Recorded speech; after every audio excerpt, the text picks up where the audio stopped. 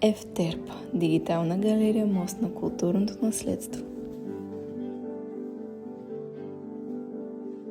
Едмон Дермеджиян е български художник от арменски произход, известен със свой експресивен и многопластов стил. Роден е в София, завършва специалност стенопис в Национална художествена академия при професор Димо Заимов през 1978 година. Работи в областта на живописа, графиката, рисунката и колажа.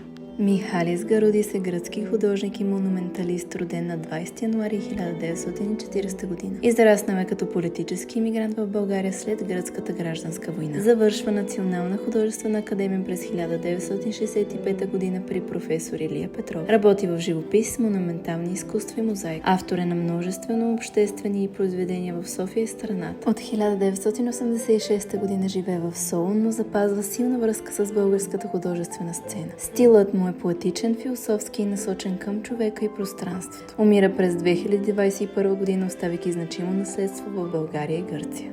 Лика Янко. Лика Янко е една от най-ярките български художнички на 20 век. Родена е в София, учи във Френския колеж и в Национална художествена академия при професор Дечко Озунов и професор Илия Петров. Нейното творчество се отличава с бялата доминанта, абстрактните форми и силната духовност. Лика Янко дълго време е подценявана, но днес е призната за ключова фигура в българското изкуство. Енчо Пиронков. Енчо Пиронков е един от основателите на Пловдивската художествена школа. Самоук художник, създател на ярък експресивен стил с мощен колорит. Създава модерен, цветен, експресивен живопис, освободен от догмите на социалистическия реализъм.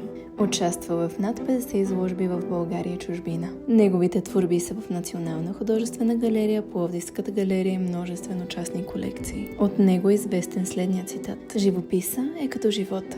Колкото повече живееш, толкова по-дълбоко я разбираш“. Борис Тевчев е български живописец, символист и маринист.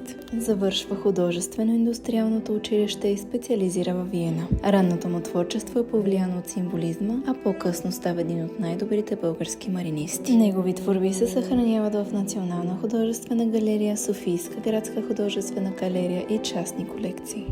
Янко Маринов е живописец, пейзажист и майстор на миниатюрата. Един от основателите на Варненската група на Съюза на българските художници. Той е първи уредник на Градската художествена галерия в град Варна. Иван Табаков е български живописец, известен с портрети, пейзажи и фигурални композиции. Комбинира академична традиция с личен стил. Творбите му носят светлина и жизненост. Янис Хрисополос, маринист, посветил изкуството си на град Созопол. Наричан още добрия дух на Созопол. Творбите му са в Национална художествена галерия и регионални галерии. Марио Жеков е един от най-известните български маринисти, известен с ярки морски пейзажи и светлинни вибрации. Специализира във Франция. Наполеон Алеков е български маринист, роден в град Тулч. Работи на място, улавяйки светлината и движението на морето. Получава международни награди. Вежди Рашидов, роден през 1951 година, завършва Национална художествена академия със специалност скулптура. Работи монументална пластика в бронз, камък и дърво. Автор е на множество изложби в България и в чужбина. Емил Попов, роден 1951 година, скулптор.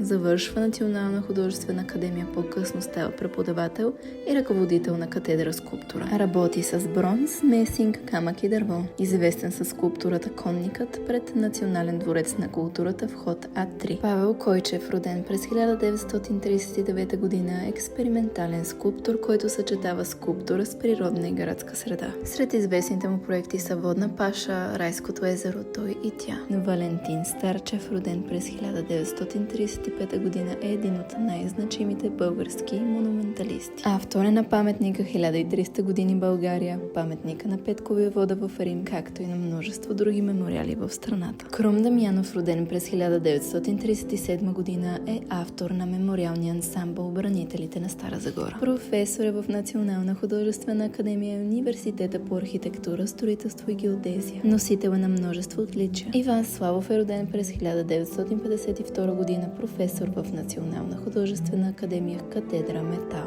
Автор е на значими монументи като създатели на българската държава в Шумен, Асеневци в Велико Търново и паметника на Стефан Стамболов в град София.